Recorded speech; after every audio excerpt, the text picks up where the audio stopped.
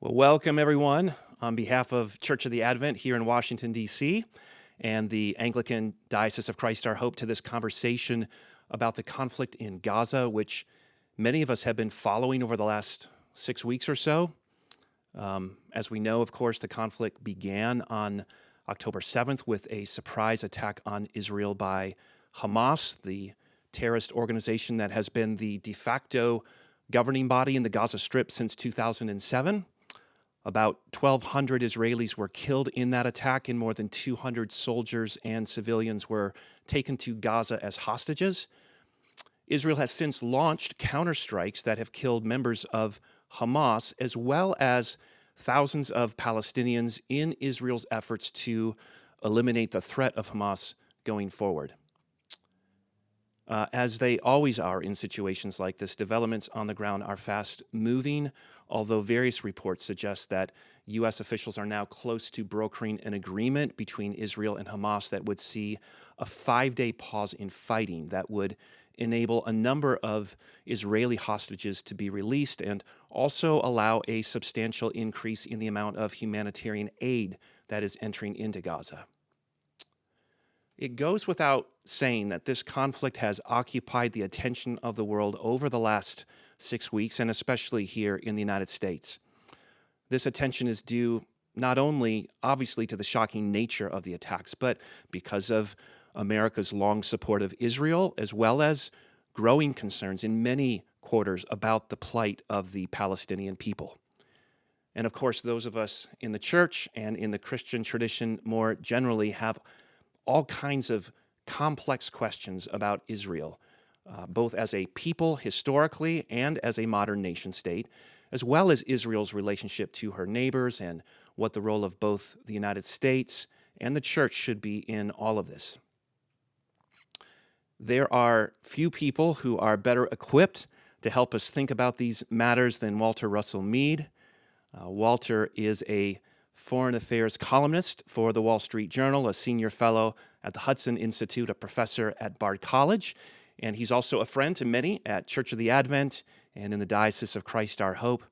And his most recent book, The Ark of a Covenant, the United States, Israel, and the Fate of the Jewish People, is a comprehensive exploration of the relationship between Israel and the United States. It was named by the New York Times as one of its books of the year, and it goes a long way towards providing a huge amount of historical and political context for the debates that we see happening right now with regard to Gaza. So, Walter, thank you very much for joining us. I'm glad I could be here. So let me just say before I start a conversation with Walter here, for those of you that are watching this live on YouTube, please feel free to make use of the chat function that you'll see there in YouTube to post any questions that you that you might have for Walter along the way. I'm going to spend some time interviewing Walter directly, but we'll be monitoring that YouTube chat as we go, and we will feed in as many questions to Walter as we have time for. So, Walter, let me start by asking first about the conflict that is happening on the ground right now. Following the attacks on October 7th, there was immediate and widespread sympathy for Israel, for what they had experienced. And there was also, I think it's fair to say, widespread agreement that Israel had a right to defend herself in response to those attacks. Thinking over the last month or so, however, as Israel has now launched its response, as the death toll of Palestinians has risen, there has been criticism regarding the scale of Israel's response, especially with regard to the number of civilian casualties in Gaza. Let me start by just asking, what is your evaluation of Israel's response, both in terms of what you see happening on the ground and what you think it should be given the circumstances? Okay, well, thanks, Jeff. It's, there's nothing worse in a war than the armchair general, thousands of miles from the front line, who doesn't read any of the of the secret information that's coming in and is basically spouting off and opining. So that's what you're going to be getting here, and I'm sorry. um, and that also is going to impose a certain kind of restraint on what I say, because Yeah. I can't make a lot of positive assertions about things Yeah. that I don't know. But I think there are kind of two parts of your question. One is, does Israel have, in a sense, of a serious political strategy? What is Israel trying to accomplish, and can that be accomplished? And then the second part of the question um, is the damage to civilians so great Mm. that there should be some kind of second thought or something of that kind Yeah, here? that's right. That's okay. So on the first point, I think there's a lot of dissatisfaction in Israel itself with what people see as the Netanyahu government's inability to develop, to respond effectively to the shock of the original Hamas attack. That there was certainly a lot of public support for a declaration of war against Hamas, or a sort of recognition Yeah. of a state of war Yeah. with Hamas. Um, and there's not a lot of opposition in Israel. Israeli politics have probably swung to the right, is what I'm hearing. Not so much not pro Netanyahu, but pro Hmm. let's get tough about national security, which a Yes. different thing. And but again, the problem is, how do you win with something like Hamas? What's your definition of victory? How do you know that you've achieved it? And the Israelis seem to say that they want to reduce, they know they can neither eliminate everyone who says, I am a member of Hamas, Mm. and they can't eliminate the ideology that fires Hamas, but they can reduce the capabilities of Hamas Hmm. so that it is no longer in a position to administer territory, to act as a quasi government. And that seems to be the objective.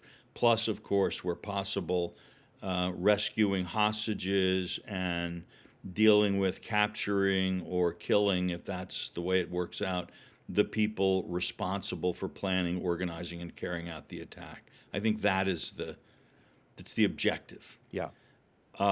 Now, the next question is really, in a sense, even tougher. That's tough, knowing how do you deal with a guerrilla resistance organization, and what your war aims are is very tough. But now we're talking about carrying out massive violence in an area that is very heavily populated, mostly by civilians. And I certainly, I know people who are based in Gaza or from Gaza who have families, and the anxiety, and especially because many of these people in Gaza have absolutely no control over what Hamas does. Hamas won an election in 2007 or something. I don't even remember Yeah. the date, Yeah. honestly. It was that long ago, Yeah. but maybe five. But in any case, it has not. No one has had the opportunity to contest its power since then. And it is a police state. People who dissent from Hamas ideology suffer and are repressed.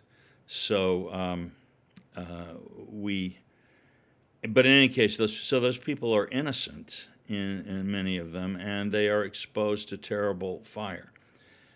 We see the number of 11,000 casualties so far. That obviously is going up every day. A proportion of them are children. We also have the problem of fighting in hospitals and other places. And this just gets to be an immensely horrific, tangled moral question.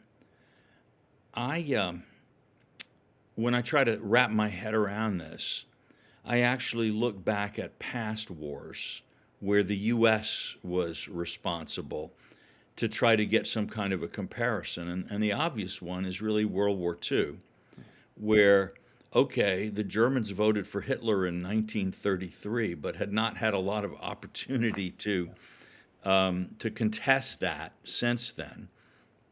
And You think about things like the firebombing of Hamburg, the bombing of Dresden, um, massive civilian casualties in Germany, even more in Japan, where something like 500,000 Japanese were killed in the last 5 months of the war. And you have the nuclear attacks on Hiroshima and Nagasaki. So I think we have to kind of understand here. This is not the same thing as saying, "Oh, it's fine, let's just move on," Yeah. right?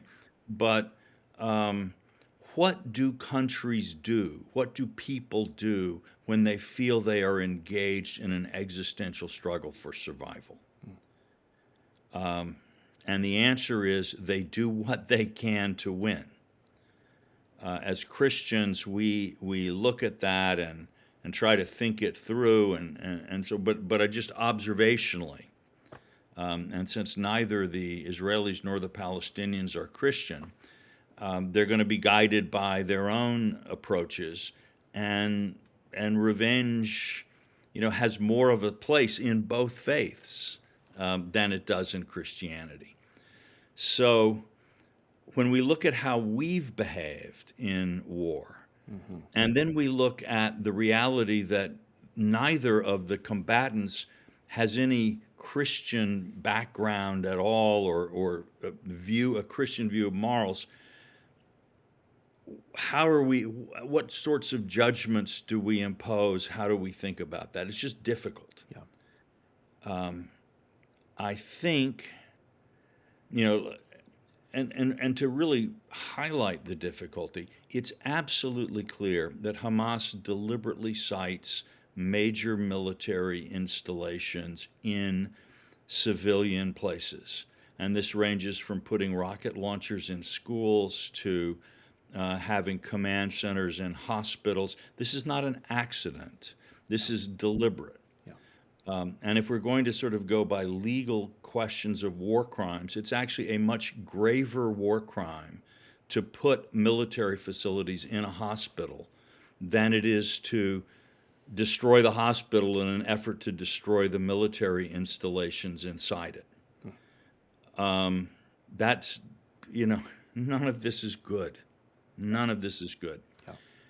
And I guess maybe this is where I'd leave this first question is what it does is what this war is doing, and for that matter, the war in Ukraine and a number of other conflicts around the world are just pressing home to me what a terrible thing war is. That war, you know, war involves killing people. That's the point of war, Mm. to kill enough of your enemies until your enemies are ready to do what you want them to do. Hmm. Um, and there's no way around that. Um, Yeah. so here we are. We Yeah. have a war. So thinking about the frameworks for this, and you've gestured towards this a little bit in your answer, thinking about the rules of war that a conflict like this brings up. In much of the West, of course, we've got a just war tradition Hmm. that informs some of our thinking on these kinds of things. But I wonder, I mean, you mentioned World War II as a kind of historic case study in relation to what we're observing today. But I do wonder how well suited is the just war tradition when it comes to modern conflicts like this, when you have terrorist organizations like Hamas fighting in the way that they do and forcing terrible choices, or how maybe it applies the just war tradition to global terrorism more generally in terms of modern warfare. How should we be thinking about the rules of war in today's era? Um, yeah, good. It's a good question, and I think that the rules of war are things that, there is no real court that enforces them. Mm. And you can't call in the war police or the war referees when someone breaks the rules of war. So this makes them different from, sort of the kind of law that international law is different from the kind of law that's inside states. And what has made international law more of a force in the world for the last 75 years has been essentially that the United States set up a global system with allies at the end of World War II, and with things like the UN Charter and other things, the Nuremberg trials, the Tokyo war crimes trials, and these things, as sort of part of what we were trying to do with our power was to set up a set of rules that could make war, in the first place, less likely, Right. and in the second place, should it occur, less ferocious, less inhumane. And I think where we are right now, in a sense, is that it's that order that is now being contested. That you have countries like Russia, in its way, China, certainly Iran, and then North Korea, and in its own way, Hamas, utterly reject the premises of the order that the U.S. established. And we like to call it a rules-based order or liberal world order. They see it as the American world order imposed by America with the help of the West, and don't afford it any moral legitimacy or standing. And so in a war where one side has a set of rules that were developed, in a sense, to try to maintain stability within the system, and now you have people outside of that system, we can't really expect that we may still be obliged morally ourselves to follow these rules, but it would be unrealistic to expect that wars in this situation would in fact say, oh yes, well, we're trying to overthrow the whole evil American world system, but I notice in paragraph B, subsection 7, it says I can't do this, and so of course I can't possibly do it. That's not how things will go. That's right. So I want to return in a moment to what you hinted at there in terms of the implications in the wider world order and the kind of moment that we're in. But before we go there, let me ask in regards to the current conflict in Gaza, what is the longer term play for, or maybe I should say medium to long term play for Israel, assuming that they establish their objectives in a military sense? But what then? They're in Gaza. Is there a long term occupation? What are the implications that, as you see it, from a military perspective? Well, I think nobody in Israel that I'm aware of has any desire for any kind of a long-term occupation of Gaza. They would see that as a failure, not a success. And that's true on the right, it's true on the left, and it's true for pragmatic reasons, true for moral reasons, true for a whole set of reasons. But one of the problems is no one else really wants Gaza either. Who wants to do the dirty job Right. of with one hand, trying to hold Hamas down, and then with the other, because presumably they will continue to try to come back in some way, dealing with other groups like Islamic Jihad and other terrorist-based groups, many of whom will be getting a lot of funding from Iran and other places. So it's definitely an invitation to stick your hand into the wood chipper, if you're, to be the occupying force in Gaza. I think there is some movement among Arab countries led by Saudi Arabia, who kind of despair of both wings of the Palestinian leadership. Hamas they see as a bunch of religious fanatics with a sort of nihilistic political approach, who are also deadly enemies of their own power, and are in the pay of Iran. So, most of the major Arab countries actually share Israel's core attitude toward Hamas. This must be crushed. Not necessarily the populations, but the power structures. On the other hand, Fatah, which is the more moderate wing of the Palestinian movement, which controls the West Bank, is seen as utterly corrupt and ineffective, often by Palestinians themselves, but certainly by the Arabs, in part because the Arabs have been paying bribes. Yeah. They know who they're paying, and they know what they're getting. So there's a deep cynicism and despair about the Palestinian movement among Arabs.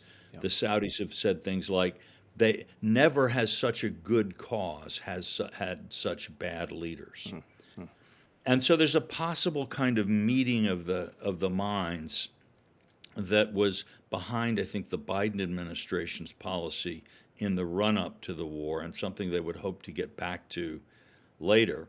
And that is, with the help of the other Arab states, develop a Palestinian leadership which will both be responsible, i.e., not launching wars with crazy terror attacks, yeah. maintaining order in the Palestinian areas, but also is stable enough and capable enough so that the movement towards some kind of a two-state solution, or certainly a progressive enhancement of the Palestinian position, could take place.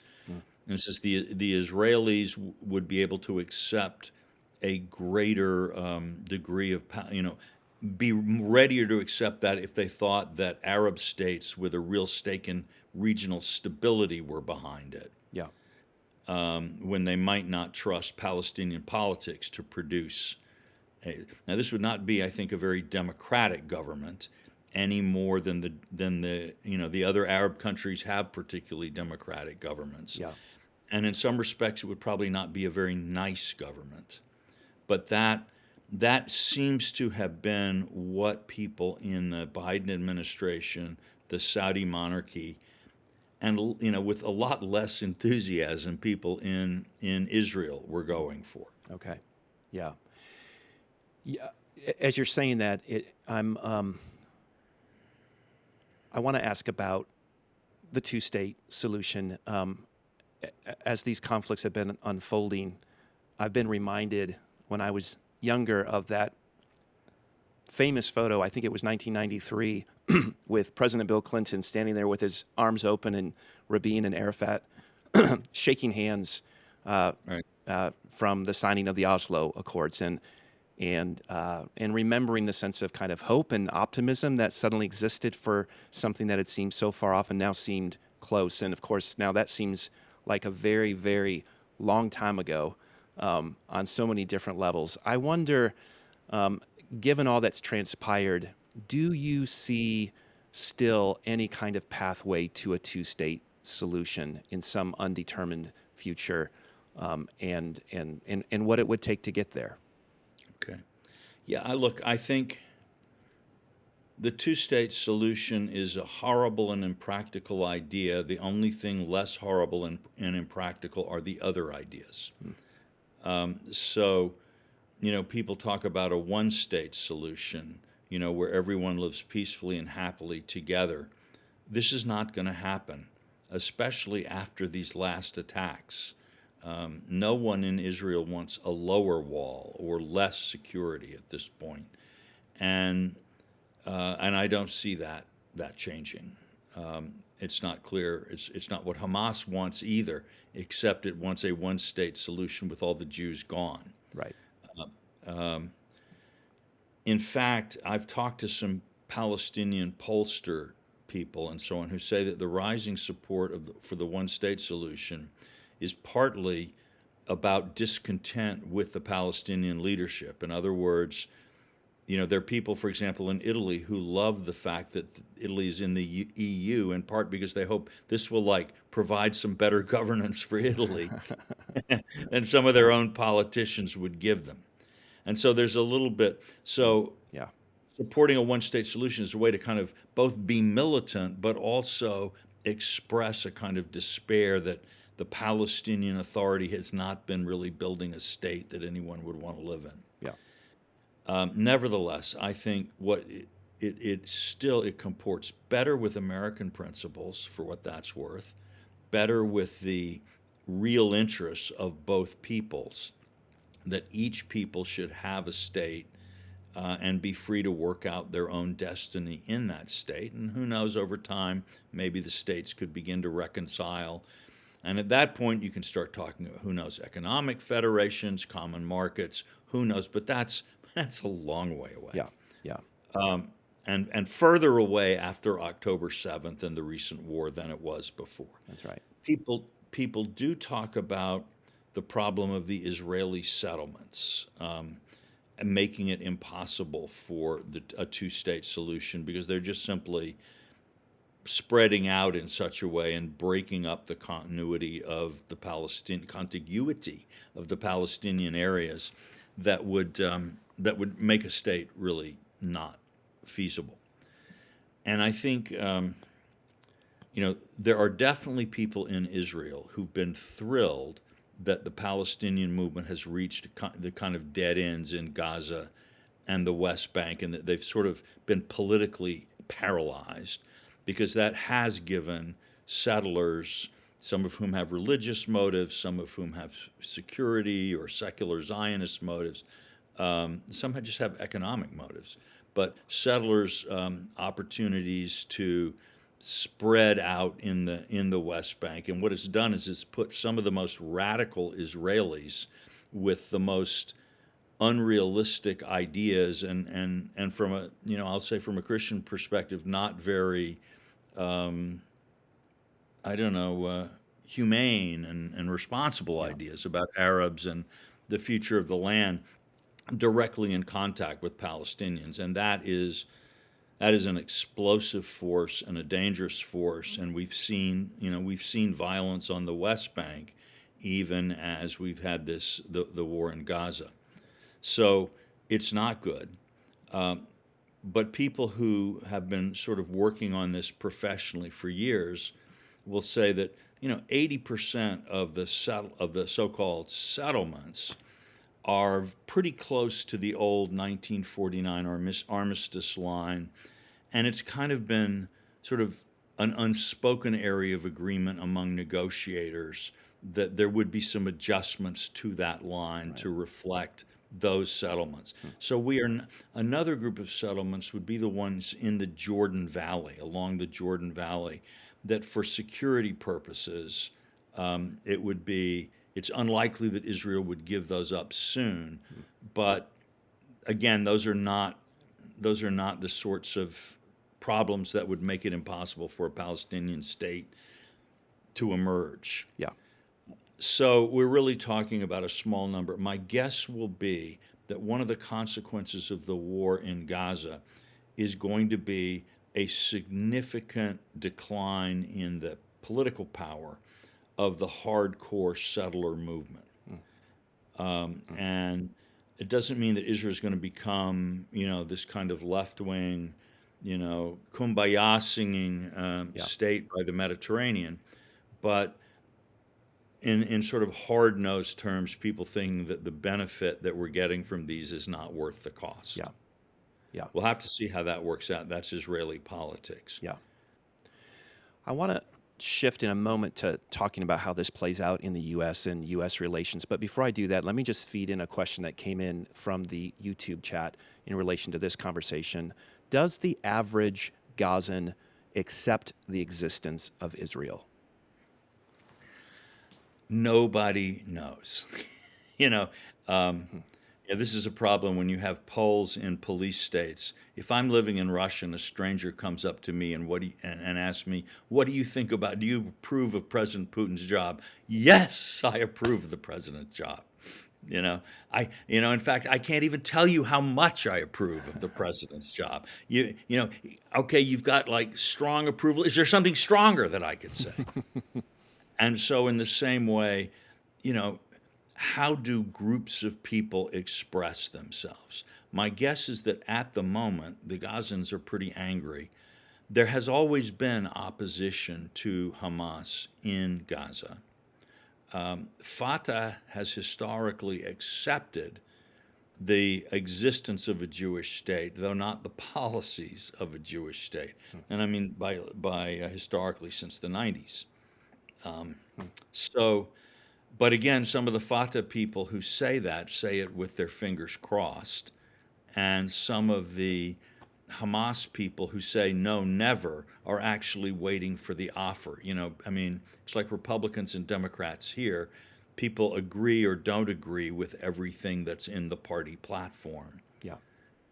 So it's very individual. You can't say. In general, though, I would say Gaza has always been a source of the home of greater opposition to the Israeli state than the West Bank, Hmm. because Gaza is by and large nothing but a big refugee settlement.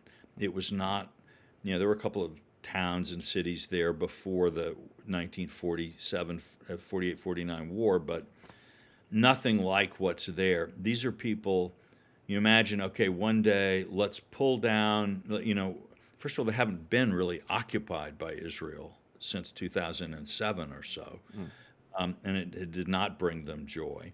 But suppose, okay, the Palestinian flag is flying, you have a Palestinian passport. What else does that change about your life? For farmers in the West Bank, it would mean, hey, the settlers are gone. I don't have to worry about people interrupting my olive harvest. Hmm. I don't have to stand in line at a checkpoint when I'm going somewhere. There are actually a lot of tangible benefits. Hmm. In Gaza, much less so. Yeah. Yeah. You write in your book, The Ark of a Covenant, that although and I think your quote is, a speck on the map of the world, it occupies a continent in the American mind. Just thinking about the reactions to Israel in the U.S. today and historically, I mean, what you talk about in your book is a much more surprisingly diverse kind of narrative than is often told today. I wonder how much of our reactions to Israel in the U.S. has to do with Israel and her policies, and how much does it tell us as much or more about the United States and her interests? Yeah.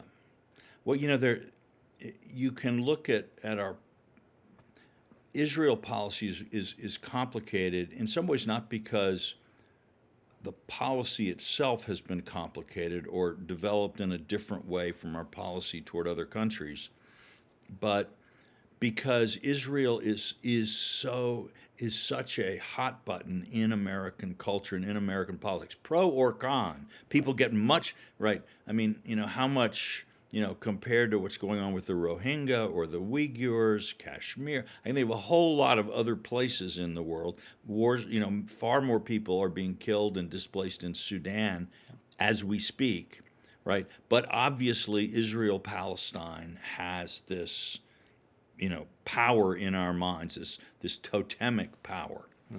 So, but what that means is when presidents want to use foreign policy to signal, this is a very efficient way to do it. So you're President Biden, and suppose you wake up in the morning and you're worried that there's going to be a rebellion on the left of the Democratic Party. Well, what you do is you make a speech about how Israel really needs to respect Palestinian rights, and this can't go on forever, et cetera, et cetera. And oh, it's terrific. People say, well, he could do more, but he's moving in the right direction. It works politically. Or if on the other hand you think like, oh, the center is getting a little bit and the right, I need to tack a little bit, you make a speech that Israel has the right to defend itself. All right? Neither of those speeches costs you anything. You don't have to send money, you don't have to ask Congress for anything. It's just a speech. You don't even have to send an ambassador on an airplane. Okay? So for politicians, this is wonderful, Right. right? Yeah. And again, because by very small shifts in their position, they can signal powerfully. And not only, by the way, domestically, but at home. If you want to say to the Europeans, oh, we really love you, you say something nice about the Palestinians, or to the Arab, right now, the Arab governments who really don't want to break with Israel and really do want this future that I was talking about earlier. it helps them if they are making a great theatrical display of their concern about the Palestinians. And then if the American president makes even a symbolic move in that direction, it sort of vindicates them. So we should all foreign policy works this way, that there's a whole complex nexus of signaling on top of substance, related in different ways to substance. But because of the high salience of this issue politically, it's much more intense. So American policy toward Israel has been kind of pathetic, in the sense that it's just interest driven. Yeah. In the 1950s, our big fear was that Egypt would go to the Soviets and that we would lose the sort of battle for the hearts and minds of people called it the third world then, might call it the global south now, I don't know. But we wanted Nasser to think that by working with the United States, he could achieve his goals in Egypt better than if he worked with the Soviet Union. Well, that meant we couldn't have Israel cluttering up Hmm. our foreign policy. And in fact, Israel was in the deep freeze. No Israeli official visited President Eisenhower in the White House during his administration. And it wasn't really until the Americans gave up on Nasser that they turned the deep freeze off a bit. But we didn't actually become a security partner or aligned with Israel until the 1973 war. And at that time, it was clear that Israel's enemies, Syria and still Egypt, though it was trying to get out of it, were client states of the Soviet Union. The Soviet Union was using the Yom Kippur War to move forces into the region. And so the alignment with Israel was part of, very much part of an integrated Cold War strategy by the U.S. So, the idea that the U.S. and Israel have always been allies is actually kind of nuts. Yeah. And you think about it, Israel did not become an American ally until by winning the Six-Day War to establish itself as the greatest power in the region of the world that has all that oil, and also over American opposition become a nuclear power, though unstated. So, after that, suddenly we look at Yeah. Israel with new Yeah. eyes. Yeah. That's really helpful. Let me pull back the lens a little bit wider for a moment, beyond Gaza, and just Israel, and ask a wider set of geopolitical questions. Obviously, Hezbollah is firing missiles into Israel from Lebanon. Shiite militias from Syria are involved. But at an even bigger level and behind the scenes, we know that Iran is playing an outsized role in this. Can you help us understand, where does Iran fit into this? What are their motivations? What's their long-term game plan that uh, we need to be factoring into our thinking about what's happening now? Yeah, good question. Iran is potentially a hegemonic power in the Middle East. That is, it has a large population, it has technically advanced. While its state has its problems, it is, probably a better organized state than just about any state in the Middle East except maybe Turkey and Israel. It has obviously technological capabilities. It is probably a threshold nuclear weapons state. That is, it would not take it much more to have nuclear bombs. And it has clearly, for a very long time, been trying to establish itself as the leading power in the Middle East. Now, this is not just a sort of religious fantasy by the Ayatollahs who would like to control Mecca and so be this sort of, symbolic leaders of all of Islam. They wouldn't mind that, but and they would certainly use it. But it's also a vision that many powers before them have had. If you could be one country that controlled all the oil of the Middle East, you could basically blackmail India, Japan, China, and Europe. The U.S. is self-sufficient in terms of energy right now. She couldn't blackmail us directly in that way, But obviously, if there's an oil crisis globally, the price would go up here. And if you jacked up the price so much that you caused economic turmoil in Japan and China and Europe, the American stock market would crash, corporations would be in trouble. It would be a huge, huge, difficult mess. So for Iran to have that power would make it a great power. And then if you think about all of the Saudi investment fund, the Kuwaiti, all of these sovereign wealth funds and money and the contracts that they offer, you would, if you're a Persian longing for the glorious days of Cyrus the Great or something like that, right? That's it, baby. That's the key. And so the prize is actually real. And from the Iranian point of view, it's not that far away.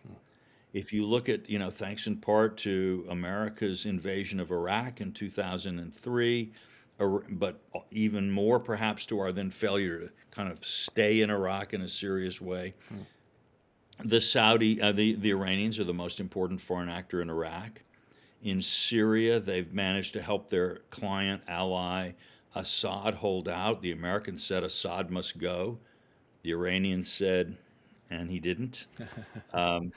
Lebanon is largely under the thumb of Hezbollah, which is an Iranian ideological ally and proxy.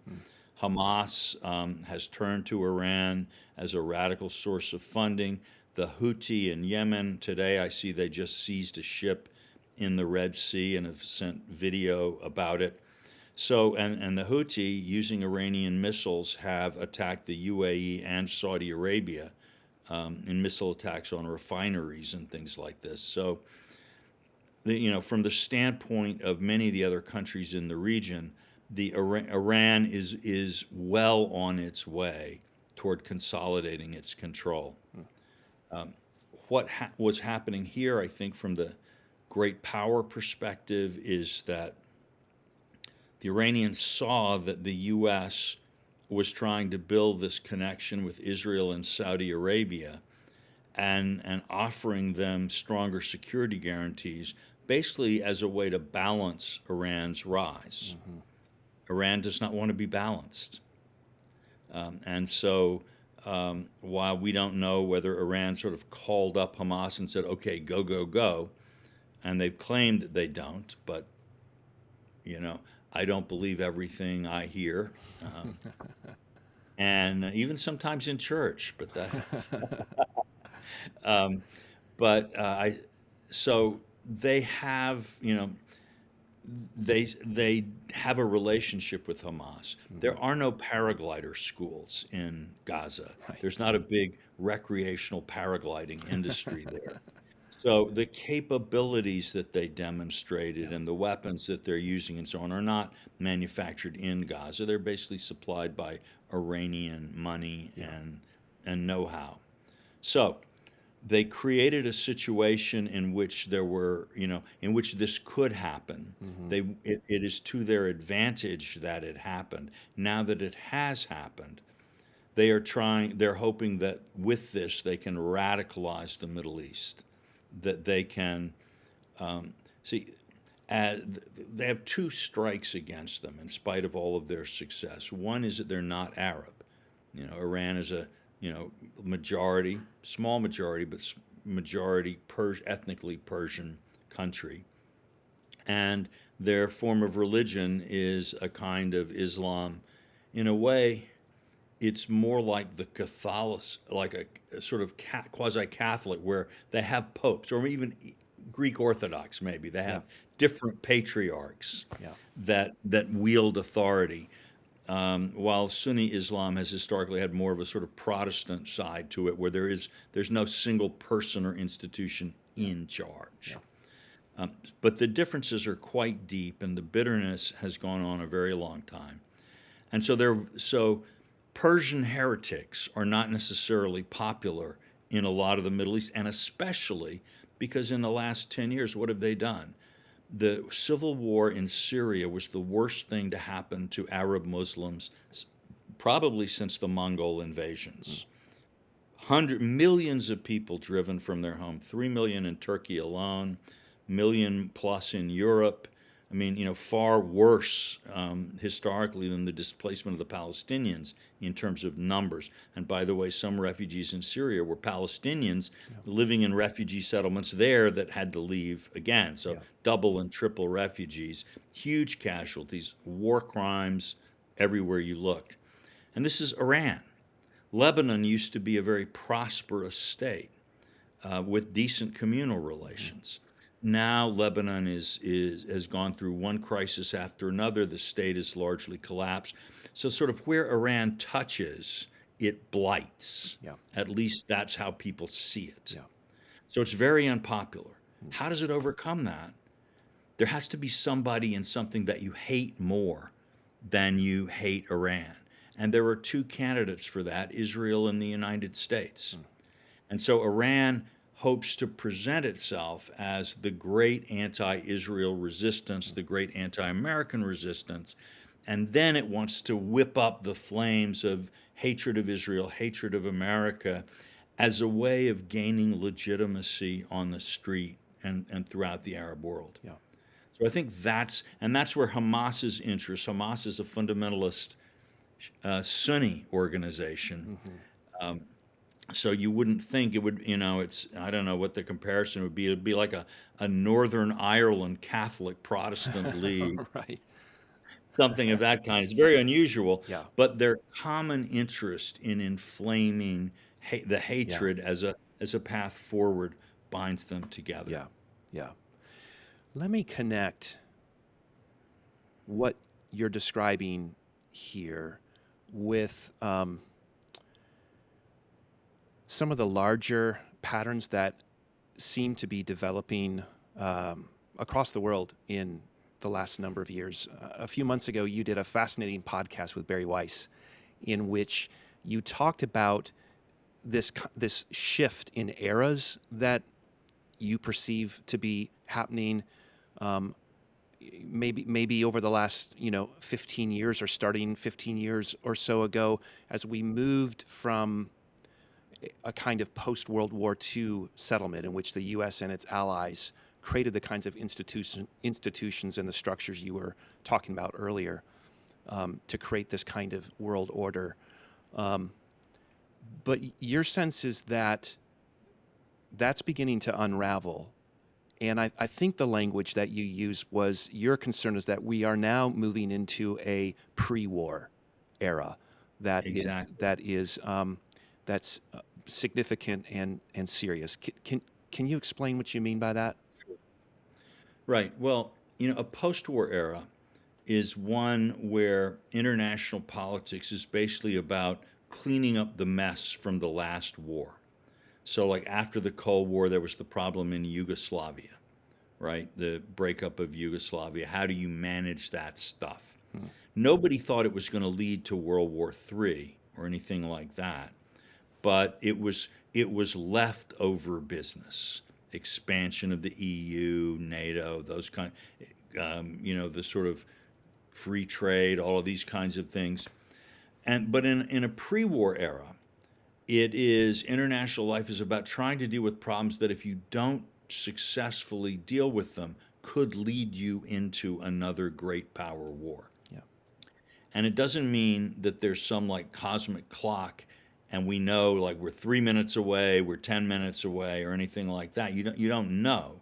But it just means that, say, like US-China tension over Taiwan could get us into a world war if it isn't handled well. Potentially, things, with Russia's ambitions in Europe could lead to something. Clearly, I think what Iran is up to in the Middle East risks this explosive escalation of conflict. And we also see increasingly those three powers, China, Russia, and Iran, acting together in a way that they weren't doing, 5 or 10 years ago. They are coordinating their actions against the U.S. world order. And then you have countries like North Korea that are happy to jump on the bandwagon. So, yeah, we have a much graver international situation than we did, say, in 2012. Let's not leave it on that sort of dire note. What for the U.S. and its allies? Um, is there a path forward in terms of what would be required or necessary to try and address those realities in ways that are appropriate to today's context? Yeah, I think it is still not. I think we can still do it without massive sacrifice and war. You know, if you think about the 1930s, which was the last era Mm-hmm. that the world was in this situation, as late as 1938 at Munich, you know, if Franklin Roosevelt had been able to pick up the phone and say to Chamberlain and Daladier, the British and French leaders, listen, if you stand up to this little punk Hitler, the United States of America will back your play. Yeah. All right. Hitler might have backed down over the Czechoslovakia and things could have taken a very different course. Yeah. But, you know, by the next summer, Hitler had signed his non aggression pact with the Soviet Union, and his armament programs had proceeded that much further. And there was no longer a way that this could be handled without something terrible.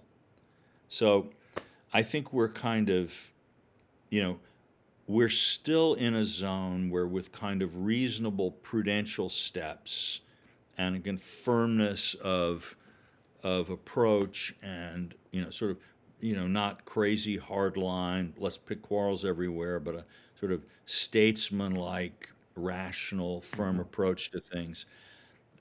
We rebuild, we regain theater supremacy around Taiwan, which would deter China from attacking.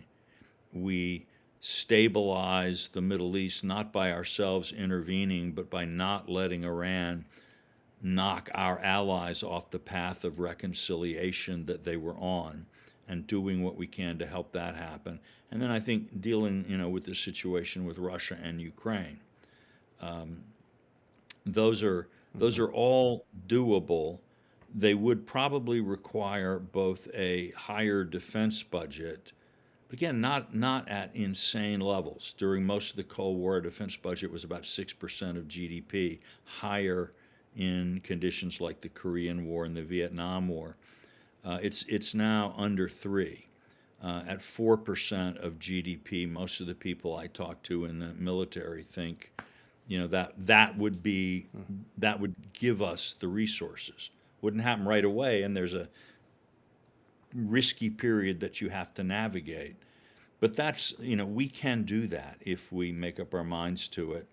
We also have to, I think, get our own domestic politics into a little bit better order. Mm-hmm. Our other countries look at the way we oscillate so wildly. You know, you elect Bush, then you elect Obama, then you elect Trump, then you elect Biden. Well, you elect Trump again. What are you going to do Yeah. next?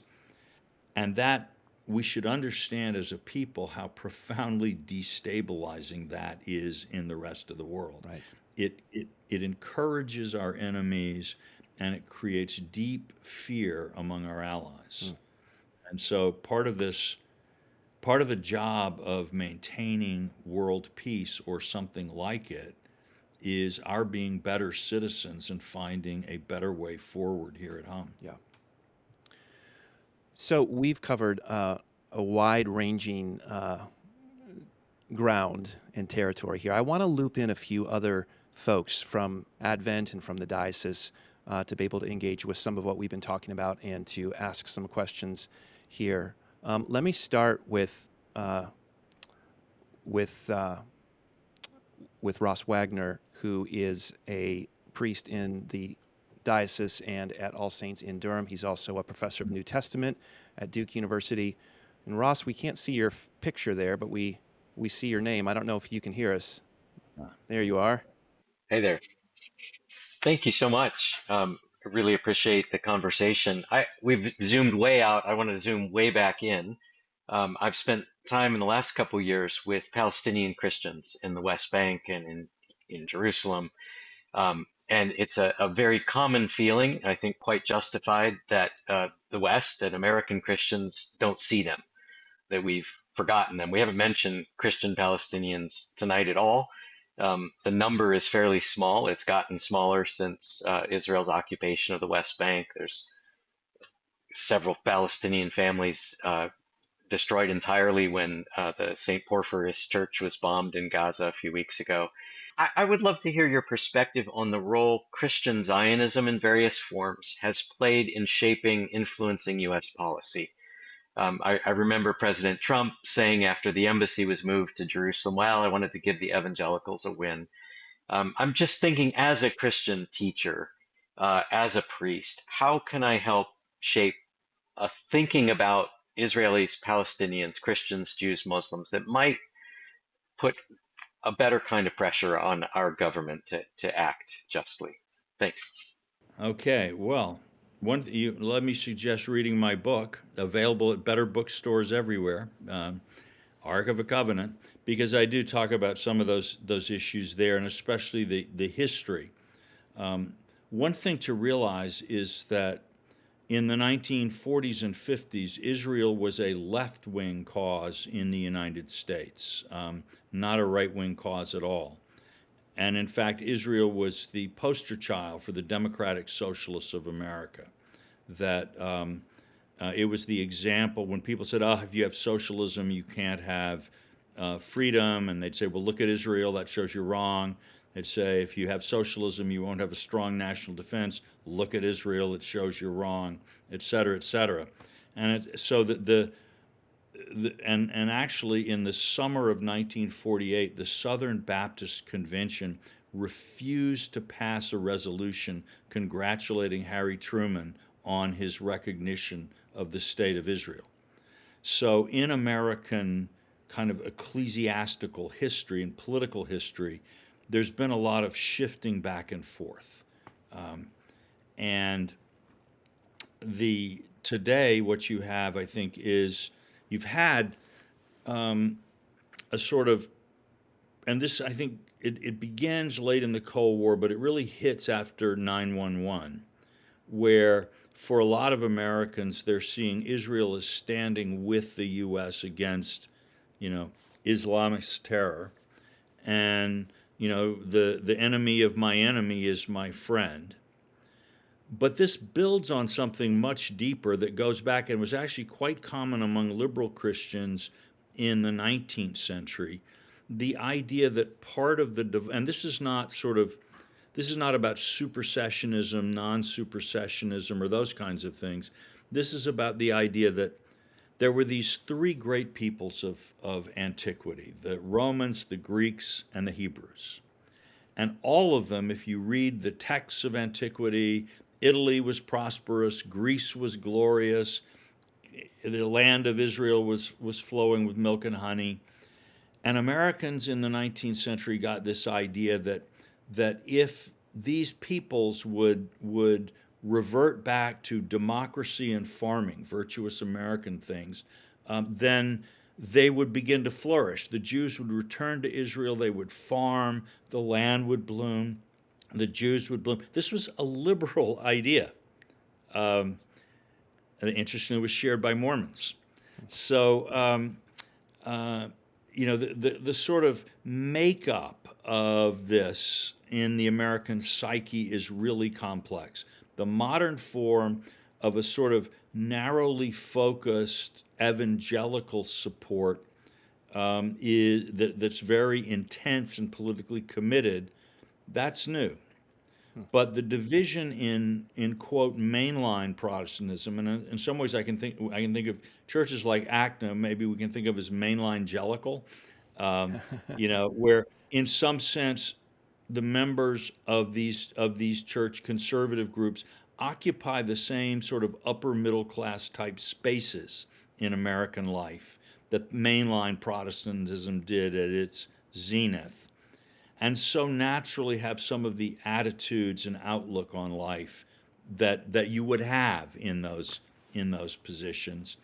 And so I think as the evangelical world begins to bifurcate and this sort of and begins, some of them are moving sort of, quote, up the socioeconomic ladder and educational ladder, you're seeing actually the splits that we once saw in the mainline churches are now appearing in some of the more conservative denominations. So this looks like history. Now, how can American Christians do something for Palestinian Christians? Here, I don't see the outlook being very bright. Not because I have friends who are Palestinian Christians, and but for 150 years, American Christians have been trying to help Middle Eastern Christians, and and this has been the worst 150 years in the history of Christianity in the Middle East. Part of it is, and this is happening with Palestinian Christians among others, is that many Christians who get contact with America or the West from the Middle East because of educational opportunities and so on actually end up emigrating. So that the Arab population generally in the United States, I believe, is majority Christian, while Christians are a small minority in the Arab world generally. So the sort of shift of Christians out of the Middle East happens in a lot more places than Palestine or Israel. Actually, I think Israel is oddly one of the few places where the Christian population in the Middle East is growing. But it's the Christians in the United States. How much have we been able to do for the Armenians? What about for the Iraqi Christians? You can go, or the Copts, you can go down the line. Our track record on all of these questions is really poor. And I think, so I would avoid trying to think of the Palestinian Christians in a separate box. There are obviously unique features to their problems, but it is not, it is part of a larger picture where the failure of the American Christian world to make sense out of the Middle East and act constructively is extraordinary. Thanks for that, Walter. Let me bring in Judd Birdsall to ask a question. Judd is a member of Advent. He is a senior fellow at the Berkeley Center and teaches in the religion and government departments at Georgetown University. Judd, do you want to ask your question? Oh, thanks, Jeff. Walter, thanks so much for sharing your wisdom and analysis with us tonight. I have a question that builds a little bit on Ross's question just now. I want to ask about the language that we use about this conflict, about the tensions between Israelis and Palestinians. Noah Feldman has an article in The Atlantic right now with a title something like "Genocide Has a Real Definition." And other terms you hear in the context of this conflict, this debate, are apartheid, colonialism, ethnic cleansing, all these sorts of things that I've certainly heard from Palestinian Christians in my interactions with them and with activists who more strongly identify with the Palestinian cause. In my own work, working on religious freedom issues, I often caution Western Christians against using the word persecution, especially when they're talking about the conditions facing Christians in the West. We cheapen a word like persecution if we say, I'm being persecuted at my public school or whatever it might be. Curious to hear your thoughts on these sort of terms that have a deep, deep historical resonance, like apartheid, like ethnic cleansing. Are they appropriate in the context of Israel-Palestine or not? I think in general, it's a mistake to try to sort of turn something like ethnic cleansing. You start looking at the history behind that.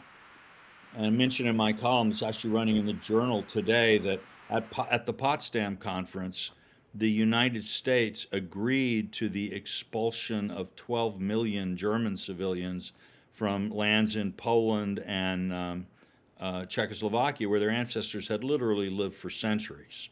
And obviously, by any definition, most of these people were innocent of any direct complicity in the war. They were civilians, many were children. They left under horrific conditions. Many died on forced marches. Same thing with the expulsion of Greeks and Turks and the Lausanne Conference after World War I. There are just a lot of these, and that the national wars, and I write about this quite a bit in the book, the national war, the wars of nations, where, in 1800 you could travel through the Austrian Empire, and nationality was just not really an issue.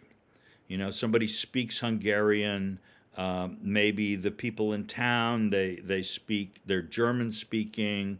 No one, it's just sort of not relevant, almost like caste in India, where you have different people living under different laws and wearing different clothes, but not necessarily seeking an independent national existence. As different peoples begin to awaken to a sense of, hey, we Czechs are a people and we ought to stick together. We Magyar, we Hungarians, we all ought to, we ought to Hungary for the Hungarians, or whatever it is. As that happens, these issues become sharp killing issues.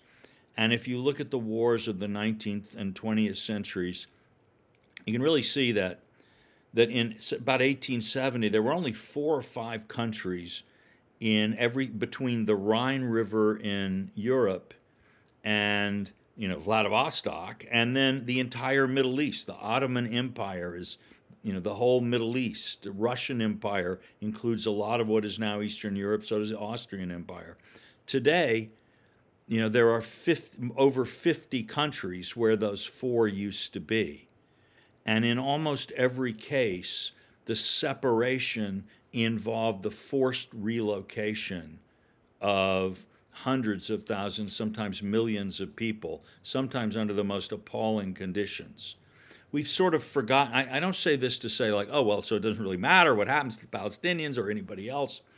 But what I'm trying to say is that we need to look realistically at a fallen world and what happens and how strong some of these forces are, and not try to interpret a unique status of either victim or oppressor or good and evil, even though ethnic cleansing is an evil. I don't have any doubt about it.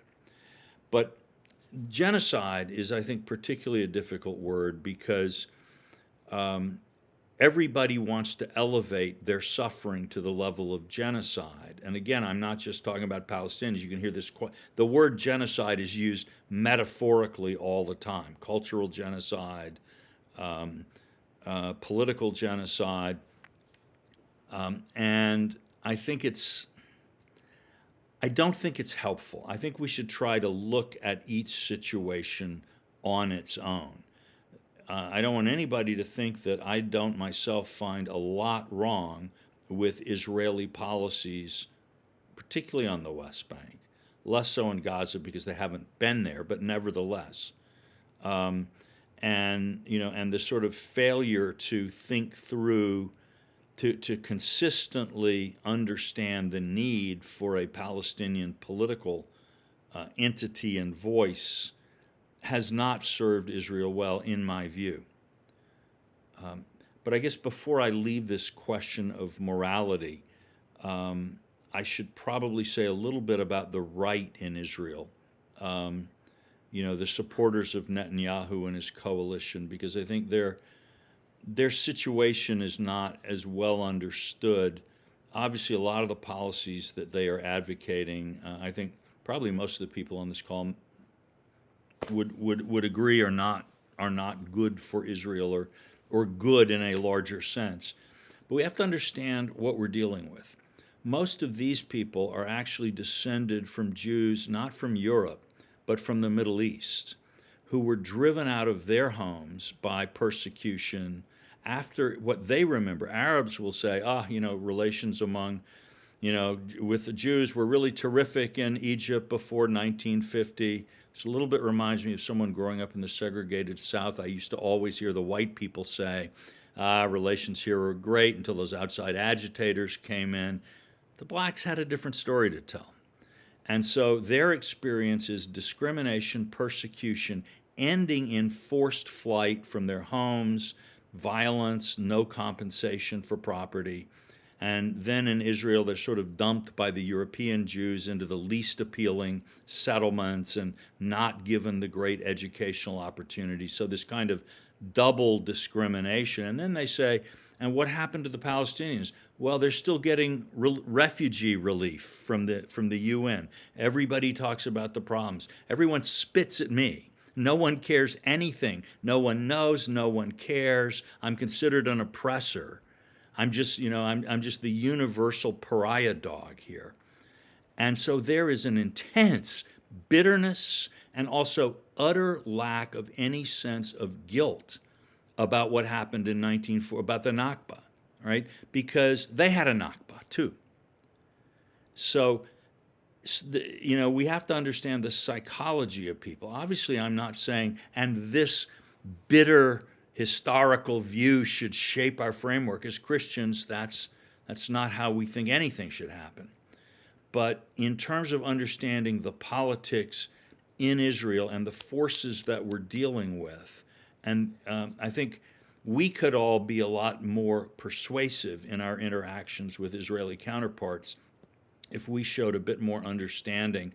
And by the way, obviously the same thing applies clearly with Palestinians. Americans are pretty good at projecting our moral distinctions onto other people without really thinking through the facts of the case. So we've got just about 3 minutes left here, but I do want to just pull in Bishop Steve Breedlove, who's Bishop of the Anglican Diocese of Christ Our Hope. He's calling from his home in North Carolina. Bishop Steve, go ahead. Thanks, Jeff and Walter. This has been terrific. It has been so encouraging. Thank you so much. Just helpful, I guess I should say. I have a different question, Walter, just your thoughts about this. As I understand it, there's been a big shift in the population base within Israel in the last few decades with the influx of Hasidic and Orthodox Jews and, the dilution, I guess you would say, over time of Jews that immigrated from Europe and had World War II in their backgrounds. That's really meant internal shifting, conservative Jews, but nevertheless pacifistic. And how do you think that this is impacting the will on the ground of Israel to fight this war? Well, I think the division in Israeli society that you're talking about, Bishop, is a very real factor, maybe the most important factor in Israeli politics now. Really, you've got kind of three demographic groups in Israel. The old Zionists, who primarily come out of a European culture, many from Russia, some from Western, pre-Soviet Russia, the earliest Russian immigrants. Then you have a large group of Russian Jews who come from post-Soviet Russia, and their experience is conditioned by what they experienced in the Soviet Union. And they tend not to be liberal in the Western sense. Obviously, some are, but no more than, you look at Russian public opinion and you think, well, how different were the Jews from the rest of the Russians? Maybe they have some of these same ideas about strength and strong leaders and so on and so forth. And then you have the Middle Eastern Jews. The largest of these three groups, incomparably, is the Middle Eastern Jews. So one thing is, we in the West will sometimes look at Israel and say, why can't you be more like Denmark? Because we think, okay, it's a Western island here, and they really ought to behave more like Scandinavian social democrats. But it might say, wow, this is the most democratic Russia has ever been, or this is a super overperforming Yemen. And so we do need to, I think, kind of take off those cultural spectacles a bit to understand we are not actually dealing with just another Western society here. We're actually dealing with something new and something recent, something still in formation. Bibi has been able to hold power because in some ways, just as Trump here has voters who don't care what anybody says about him, he's their guy, and they're going to stick with him. Bibi has some of that going for him too. And this, again, it reflects these ethnic and cultural divisions inside Israel. I don't think it affects their intent to fight and win the war. If anything, it makes them tougher on the battlefield. It's also been interesting that the Haredis, the ultra-Orthodox Jews, who traditionally have stayed away from the army, are actually volunteering in significant numbers to fight in this war. But if we were going to try to get into the Haredi, that would take we would need to schedule another program for that one. Let me ask quickly one final question, just sort of broadening the lens here as we look forward. It seems like not just geopolitically, but culturally, technologically, institutionally, we are entering a new kind of moment in the West, and certainly in the United States, whether that is from AI to the degree of political polarization that we're experiencing, a whole range of things that feels like we're going to have to navigate and negotiate for some time. Thinking about in your book, you describe the role that churches and faith communities have played in the American project. And we can think about the role that the Catholic Church played for the integration of immigrant communities coming in, for example, or you describe the, sort of underappreciated role that someone like Billy Graham played for evangelical Protestantism in terms of articulating a particular kind of mode of engagement that was actually quite persuasive and influential. As you think about the moment that we're in and the needs and challenges and opportunities for the church and for faith leaders to play a kind of productive role for this moment that we're in and what's needed from such leadership going forward, what would you say? Maybe the special quality that people feel lacking in American life right now is wisdom. We have a lot of mobilization, we have a lot of partisanship, we have a lot of people with their hair on fire talking about this crisis or that crisis. And I'm not saying we don't have crises, we do. But the Christian faith should offer deeper reservoirs of hope and wisdom. And we've described tonight a world situation that looks pretty alarming, and it is alarming. But I think as Christians, we can face a world of these challenges from a place of hope and confidence. Not that everything is going to work out exactly the way we would like it to, but that there's somebody in charge who loves us, wishes the best for mankind, and is the sovereign ruler of the universe. And all of our problems need to be grounded in that in order to speak wisely into the chaos of our time. But I think of how many of our fellow parishioners and people outside the church, lives are in chaos, careers, families are in chaos, the breakdowns of family structure. How do we show, give a sign of wisdom that can help people orient themselves, calm themselves, be more constructive and effective, and reach a sense of peace with God? I'd like to think that that's something that the Anglican tradition offers special roots in. People have sometimes said that in my books I try to steel man my opponents, to give the strongest possible case and then deal with that rather than, that's a nice compliment. I hope it's true. But that's a very Anglican thing to do, to look at the Roman Catholic Church and see beautiful treasures of Christian faith in it, to look at the evangelical and Pentecostal church and see just much to admire and learn from, right? So can we be that kind of light and voice in this turbulent time? I think a lot may depend on our success. Walter, thank you for that. Thank you for tonight. And I do think that call to wisdom will find a lot of resonance in folks that are listening tonight. And I think it is something we've experienced a little bit tonight in this conversation as well, understanding both some of these larger geopolitical themes, but also some of the larger issues that we need to engage with in a very specific kind of posture. And thank you for pointing us towards that this evening. Thanks, Jeff. And thanks to everyone who listened in. Yeah. Thanks, everyone. Thanks for joining us. Good night.